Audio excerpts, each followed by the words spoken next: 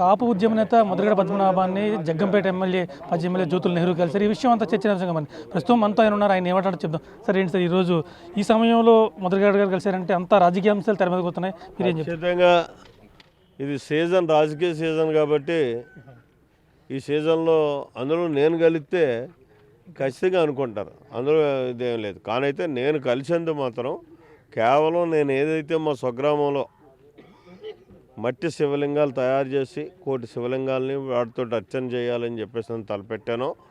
దాన్ని ఒక్కసారి సందర్శించి వెళ్ళండి అని చెప్పడం కోసమే ఇక్కడికి రావడం జరిగింది.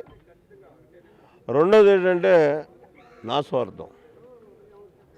ఆ సందర్భంగా ఎలాగ కలిసాం కాబట్టి మరి రేపు ఎన్నికలు రాబోతున్నాయి.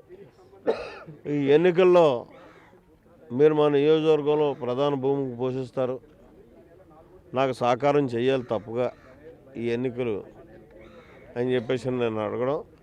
ఆయన వ్యక్తిగతంగా మీకోసం నేను మాత్రం మీకు సహకరిస్తాను అని చెప్పడం జరిగింది. రాజకీయంగా మీరు పోటీ చేస్తే ఈయన మీకు వచ్చి మద్దతు తెలుపుతారని చెప్పారండి. అదే మీకోసం వ్యక్తిగతంగా మీకోసం మీ వ్యక్తిగతంగా నేను వచ్చి సహకరిస్తాను మీకు అని చెప్పాను. పవన్ కళ్యాణ్ మన బహిరంగంగా లేఖ రాశారు, కాపు పెద్దలు ఎక్కడున్నా కానీ రావాలి, మీరు ఏమన్నా నన్ను తిట్టినట్టు అనిపిస్తే కనుక నేను దీవెనలుగా తీసుకుంటాను, ఎవరు వచ్చినా కానీ నా పార్టీ కార్యాలయాలు తెరిచే ఉంటాయని చెప్పారు. దాన్ని ఎలా చూడాలంటే వెల్కమ్ చేద్దాం, దాని తప్పే ఉంది.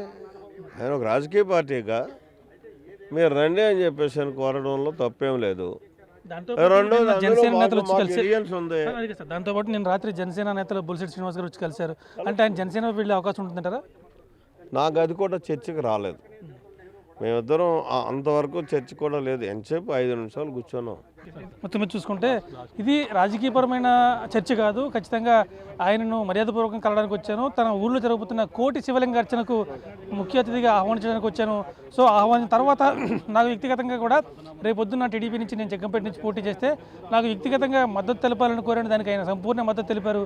ఖచ్చితంగా జనసేన పార్టీలోకి వెళితే కనుక మనం ఆహ్వానించాలి, ఎందుకంటే టీడీపీతో మేము పొత్తులో ఉన్నాం కాబట్టి ఆయన ఒకవేళ ఏ పార్టీలోకి వెళ్ళినా మేము ఆహ్వానిస్తామని చెప్పి జ్యోతులు ఎవరు చెప్తారు. కెమెరామెన్ రవిశంకర్తో రాజేష్, బిగ్ టీవీ, కిర్లంపూడి.